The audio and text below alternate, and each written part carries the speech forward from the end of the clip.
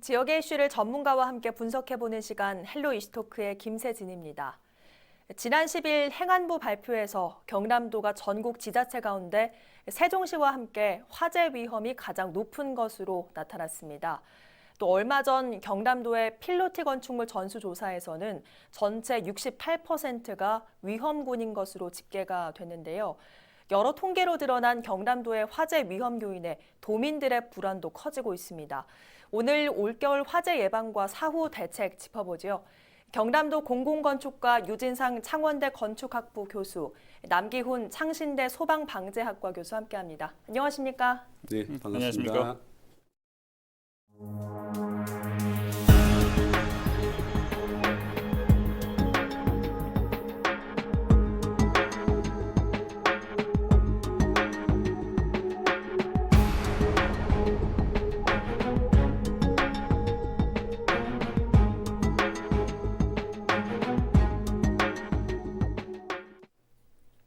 자, 물론 화재 위험은 1년 내내 도사리고 있지만 아무래도 전열기나 난방기 사용이 잦고 건조한 이맘때쯤 화재 예방에 대한 이야기가 더 많이 나오는 것 같아요.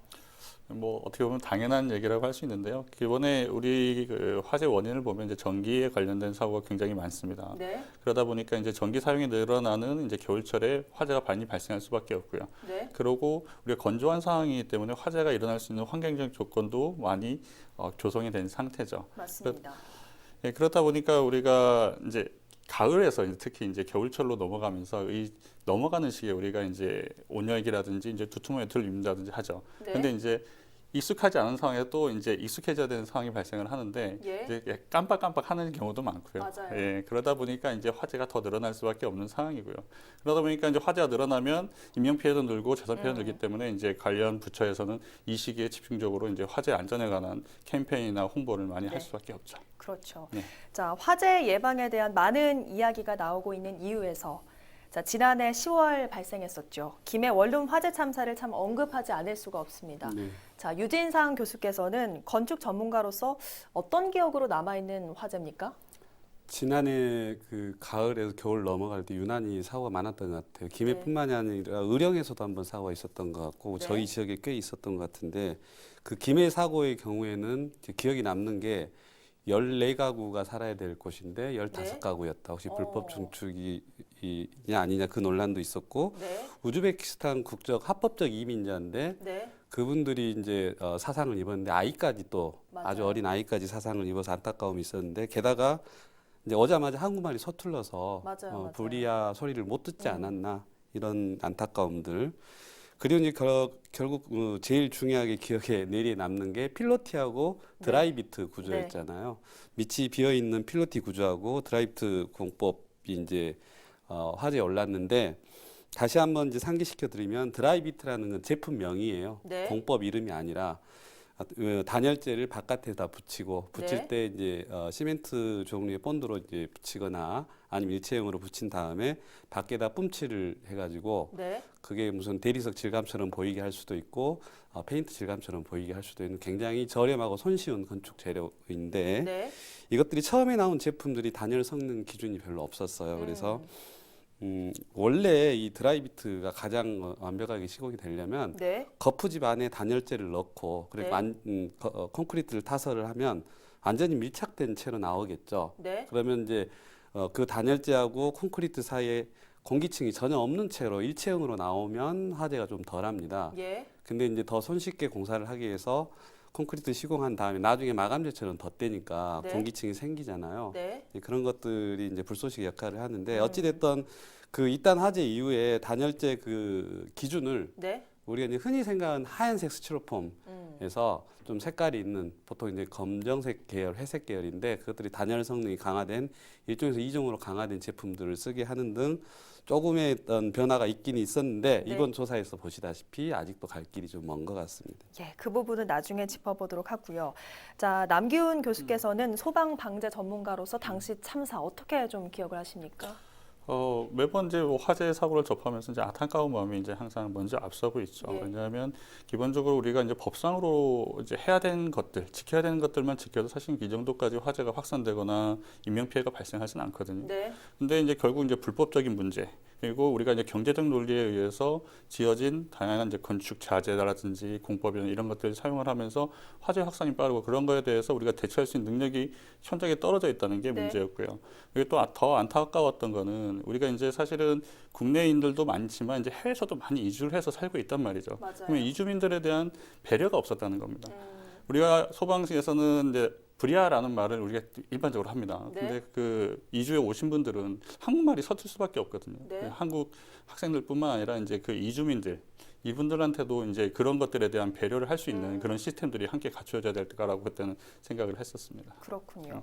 자, 오늘 이야기를 시작하면서 경남의 필로티 건물 63%가 화재에 취약하다라는 결론을 좀 말씀을 드렸는데 이게 어떻게 해서 나온 결과입니까? 그 작년 10월경에 경상남 서울시는 필로티 구조물에 대한 어느 정도 전수조사가 돼 있었는데 네. 경남은 전수조사가 그냥 전무했습니다. 예. 작년 10월 화재 이후에 경상남도에서 전수조사를 이제 시작을 했고 시간이 좀 걸렸죠. 네.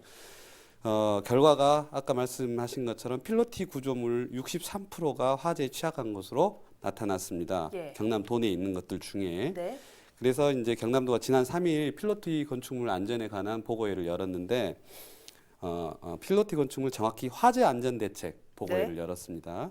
그래서 이제 아주 특정한 건물군에 대한 보고회를 열었으니까 굉장히 전문적인 어떤 조사가 이루어졌겠죠. 네. 필로티는 아시다시피 1층이 이제 텅 비어 있고 주차장으로 쓴다거나 하는 편의를 보완한 그래서 이제 또 보행이나 차량들이 왔다 갔다 할 수 있는 구조인데 네.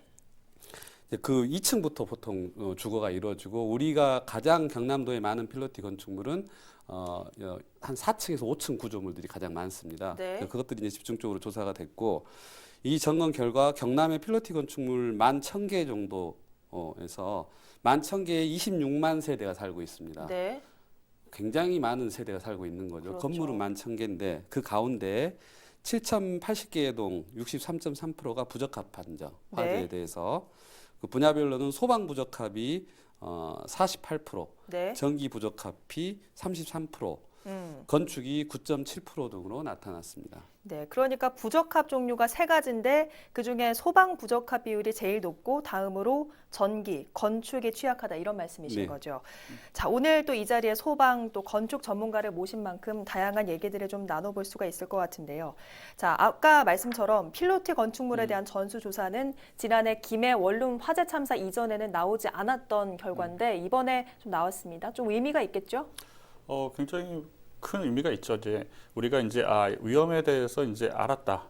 어떤 부분이 문제였다는 걸 알았기 때문에 이제 해결을 하면 되는 문제거든요. 네. 근데 단지 이제 앞으로 어떻게 해결을 하고 어떤 가장 짧은 시간 안에 빨리 해결을 해서 이런 부분들이 해결돼야 되는 문제는 남아 있지만 현재 상황으로 봤을 때는 이런 것들이 그동안 전수조사도 되어 있지도 않고 우리가 위험이 어떤 건지도 모르기 때문에 대응을 할 수가 없었던 거죠. 네. 그리고 사고가 발생을 하면 그때서야 이게 문제였구나라는 그 정도 선에서 끝나버렸기 때문에 맞습니다. 가장 이제 큰 문제점인 이제 드라이비트 공법이라든지 네. 필로티 구조라든지 이런 것들에 대해서 우리가 문제를 인식하고 해결할 수 있는 이제 기반이 마련됐다 이렇게 좀 생각을 하고 있습니다. 네, 저도 사실 대학생 때 자취를 하면서 이런 건축물에 살아봐서 이번 결과를 보고 참 놀라웠는데 교수님께서 이번 결과 어떻게 보십니까?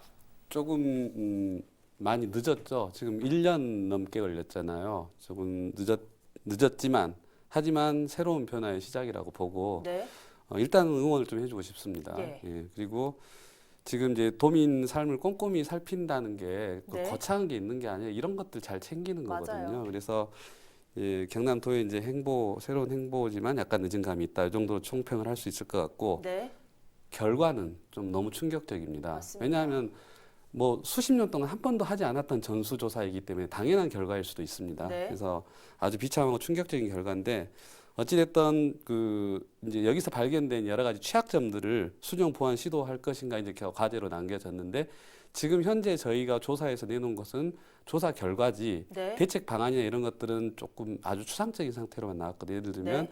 건물 평면 유형을 하나를 뭐 제시를 해야 된다든지 네, 그다음에 전기 소방으로 분리해서 점검을 해야 되는지 하는 정도만 나왔어요. 네, 그래서 조금 이제 제가 첨언을 드리자면 사실 필로티 구조는 죄가 없습니다. 전 세계적으로 잘 쓰이고 있는 건축물인데 네, 저희가 필로티 구조물을 하는 방식들이 다 집합 주거에다가 집중적으로 했는데 예, 그 하부를 이제 제대로 뭔가를 소방 방지를 안 했기 때문에 이런 일들이 벌어진 거기 때문에 예. 그런 것들을 재료 보강이라든지 소화기 보강 이런 것들 분야별로 유형별로 취약한 부분들을 이번에 다 추스려 가지고 네. 유형별 대처 그리고 매뉴얼 내놓고 그걸 그 대하는 사람들도 일반 시민 그다음 준 전문가 네. 전문가들한테 매뉴얼을 어떻게 줘야 될지 예. 일반 시민들이 해야 될 건 무슨 먼지를 좀 쓸어낸다거나 점검하는 정도겠죠. 네. 근데 준 전문가는 뭐 관리인 하시는 분들은 조금 더 적극적으로 할 수 있고 예. 저희 같은 전문가들은 더 디테일하게 뭔가 이렇게 조언을 해줄 수 있는 이 정도 매뉴얼은 나와준다고 줘야 된다고 생각을 합니다. 그리고 홍보 자료도 네. 일반 시민들한테 이렇게 한 장씩 오는 그 안전, 전기 안전 이런 홍보물이 있는 반면에 네. 또 전문가나 준 전문가를 위한 교육 홍보물이라든지 이런 것들이 이렇게 좀 체계별 양식화돼서 좀 이번 기회에 나왔으면 좋겠습니다. 예, 아무튼 이번 결과로 해야 할 일이 더 많아진 것 같은데요. 자, 현재 조사에서 가장 부적합한 부분으로 꼽히는 게 소방 분야지 않습니까? 자, 실제 현장에서 느끼는 취약점과 이번 결과가 좀 부합하는지도 궁금하거든요. 네, 많은 부분에서 이제 부합은 하고 있고요. 일단 이제 좀 안타까운 부분이 많이 나왔는데 이제 네. 가장 기본적인 것들이 안 지켜지고 있다는 게 이제 가장 안타까웠습니다. 감지기 부분이라든지 소화기, 그다음에 네. 소방차 진입로.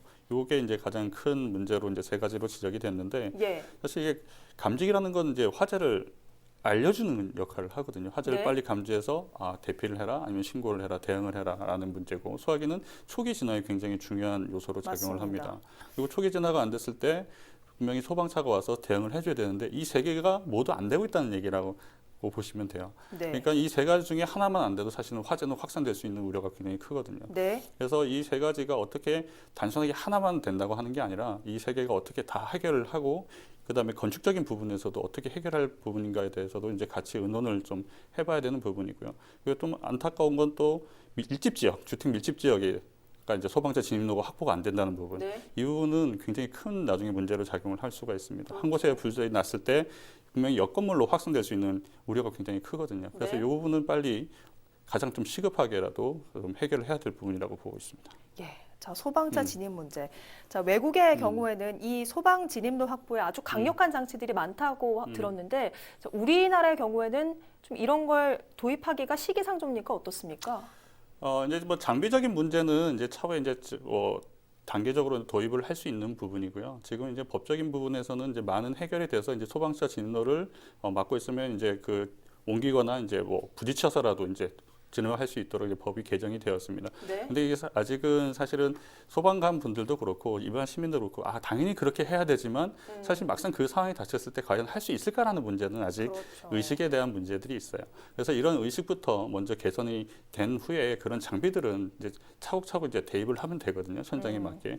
그런데 이제 가장 먼저 개선돼야 되는 거는 안전의식 문제죠. 기본적으로 주차를 하지 말아야 되는 곳에 주차를 한다는 것 자체가 그러게요. 그런 문제부터 해결돼야지 이런 문제들은 이제 단계적으로 이제 해결을 될 거라고 봅니다. 네, 나름대로 법적으로는 많은 도움이 됐다고 말씀을 하시는데 이런 부분들이 좀 충분하다고 보십니까? 어떻게 보세요? 지금 좀 전에 말씀하신 법이 이미 개정이 됐습니다. 작년 4월 20일 날 도심지 주요 지역에서 이제 화재 진입을 위해서 도로교통법 시행령 및 시행 규칙을 개정을 했는데 그게 이제 내용을 보면 네. 그 소방 시설 근처에 주정차하면 기존 범칙급의 2배 네. 굉장히 많이 올랐고 소방 용수라든지 그다음 비상 소화 장치 이런 장치 주변에 네. 5m 이내에는 주 정차를 금지했어요. 네. 예전에는 5분 정도 정차를 허용을 했었거든요. 예. 그리고 이제 가시적으로 확 나타난 게 최근에 여러분들 돌아다니는 사진 보셨는지 모르겠는데 빨간색 줄이 2개가 아주 선명하게 도로에 그어져 있는 그런 실제로 이제 시공을 했습니다. 네. 그게 뭐냐면 소화 이제 그 소방차가 네. 정차해야 될 곳에는 그 빨간 선을 그어 놓습니다. 네. 거기에 만약에 주정차가 돼 있으면 어. 무조건 가서 소방차가 밀어버려도 상관없는 구획을 예. 가시적으로 강력하게 표현을 해 놓은 거죠. 네. 이제 도로 연석이라든지 도로 위에 빨간 줄 2줄이 그어져 있는데 아마 이게 시민 여러분들께 다니시면서 보시면 최근에 다 거의 저것들이 준공이 됐거든요. 네. 그래서 이제 뭔가 가시적인 성과가 있지 않을까. 아까 그 교수님 말씀하신 것처럼 우리가 아는데 네. 시민 의식이 막상 닥치면 안 되는데 네. 저렇게 강력한 어떤 색깔이라든지 도구, 어떤 픽토그램, 네. 그다음에 경고 이런 것들이 있으면 아무래도 이제 훨씬 더 인지가 빨라지겠죠. 예. 네, 그래서 뭐 저는 오히려 지금 이 생명에 관계가 된 거기 때문에 충분하지 않고 조례나 이런 것들로 더 강화시켜야 된다고 보고 있습니다. 예, 화면을 통해서 아까 그 선을 좀 빨간 선을 봤는데 저는 이번에 처음 본 거거든요. 그래서 좀 홍보가 더 필요할 것 같네요. 자, 이외에 소방차 진입로 확보 이외에도 감지기 미설치, 소화기 미비치 이런 부분들이 부적합으로 지적이 됐습니다. 사실 이런 부분들은 건물주나 건축물을 좀 관리하는 주체들의 인식 변화가 좀 필요한 부분 아니겠습니까? 예, 맞습니다. 뭐 소화기 단독형 감정이 사실은 금액적으로 따지면 얼마 안 되거든요. 네. 예, 굉장히 쌉니다. 이렇게 우리 비싸다고 생각을 하시는데 예. 굉장히 저렴한 가격에 지금 판매가 되고 있기 때문에 그거는 이제 인식 문제입니다. 단순하게. 네. 이제 뭐 연립주택이나 이런 주택 이제 뭐 오피스텔 쪽이라든지 이런 필로티 구조된 다세대 가구라든지 해봤자 15가구 해봤자 그렇게 큰 금액은 사실 아니라고 봐요, 저는. 네. 그런 것들에 대해서 소화기를 설치를 안 하고 감지기도 설치 안 하고 있다. 이거는 인식 변화가 되지 않으면 결국엔 똑같다는 얘기거든요. 네. 지금 요번에 대책을 발표했지만 결국 이거는 나중에 시간이 지나면 또 원상복귀라는 얘기죠. 그래서 우리가 이제 대책을 마련하더라도 이런 의식 개선을 어떻게 할 것인가에 대한 부분도 같이 연구를 좀 해야 될 거라고 생각합니다. 예. 아무튼 뭐 이런 건축 분야에 대한 취약한 사항들도 지적이 됐는데 이렇게 건축물 구조 자체가 화재가 이게 발생하기 쉽다는 그런 부분에 대해서 자, 지적이 됐지만 이미 지어진 건축물의 구조를 또 바꾸는 건 어려운 부분 아니겠습니까? 그래서 경남도 내에서 가이드라인을 좀 제시했다고 들었는데 맞습니까? 예, 근데 그 좀 제가 보기에는 좀 소극적이었고 좀 전에 교수님께서 말씀하신 뭐 시청자분들 중 무슨 소리지 하는 분이 있을지 모르겠는데 네. 감지기하고 가정용 소화기 비치 안 하면 엄밀하게 말하면 불법입니다. 네. 다 하셔야 되고 홍보가 좀 안 돼 있는 것 같아요. 지금 그 건축 분야는 아주 근본적으로 혼내야 될 것이 많은데 이제 방금 질문하신 이미 지어진 것에 대해서라도 우선 하자. 네. 그것만 압축해서 질문을 하자면 이번에도 조사에서 보니까 오늘 이제 그 다닥다닥 원룸들이 붙어 있는 건물이잖아요. 그렇기 때문에 사실 방화 구획을 해야 되는데 네. 방화 구획을 제대로 안 하고 그냥 방화문이나 구획을 제대로 안 하고 강화 유리로 된 것들이 거의 95%가 넘고 네. 그다음에 옥상 피난이 돼야 되는데 그런 것들 안 된 것도 그냥 7, 8%에 육박을 했고 그런 것들은 아주 손쉽게 할 수 있는 부분이에요. 네. 문만 갈면 되잖아요. 예. 문만 갈고 그다음에 이제 필로티 구조가 이번에 취약했던 게 필로티 구조 자체보다는 필로티 구조의 그 하부 천장, 불이 발화되기 좋은 그 저층부 그 부분만이라도 방화 뿜칠이라든지 네. 그 재료를 더 강화된 방화 성능을 덧칠을 하는 제품들도 많이 나와 있습니다. 네. 그렇게 하면 되는데 그런 이제 단순히 조그맣게 당장에 할 수 있는 것부터 단계적으로 이렇게 도에서 대책을 내놨으면 좋겠어요. 네. 장기적으로 보면 평면도 연구를 해야 되고 네. 재료도 구체적으로 연구를 해야 되기 때문에 꽤 많은 시간이 걸리기 때문에 음. 당장의 이제 효과를 할 수 있는 부분, 네. 부위별로 나뉘는 성능을 이렇게 달리 해준다거나, 그다음 좀 전에 제가 말한 대로 뭐 픽토그램, 경고의 어떤 인지성을 강화할 수 있는 안내 표지판, 그다음에 위험도가 높은 곳에 소화기나 감지기, 스프링필러, 그다음에 마감 재료들을 강화시켜서 집중 배치한다거나, 네. 이 정도가 이제 현 상태에서 쉽게 건축적으로 할 수 있는 해결책이 될 것 같습니다. 예, 오늘 경남도의 전수 조사 결과를 좀 짚어보면서 해결 방안까지 짚어봤는데요. 도에서도 뭐 이번 결과를 바탕으로 대책들을 좀 마련한다고 하니까 좀 지켜봐야겠죠? 네, 좀 기대가 되는 부분도 있고요, 우려가 되는 부분도 있습니다. 이제 단순히 제가 이제 좀 바라는 점은 이걸 장기적으로 끌고 가서 어떻게 네. 이제 쭉 유지할 수 있느냐 그런 부분들이 좀 심도 있게 고민을 해서 대책을 좀 내놨으면 하는 바람입니다. 예. 아무튼 도에서 방안을 마련하는 것도 중요하겠지만 건축주의 인식 변화도 참 중요한 것 같습니다. 자, 현재까지 나온 결과만으로는 올 겨울에도 화재 예방에 만전을 기해야 할 것으로 보입니다. 도민들이 따뜻하고 안전한 겨울을 보내기 위해선 도민들의 노력만으로는 부족합니다. 지자체의 실효성 있는 행정으로 안타까운 사고 없는 겨울이 되길 간절히 바랍니다.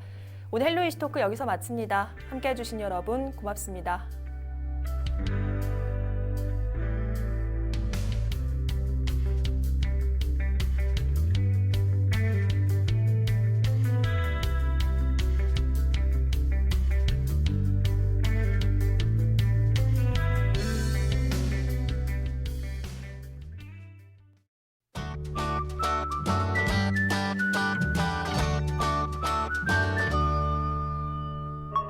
CJ 헬로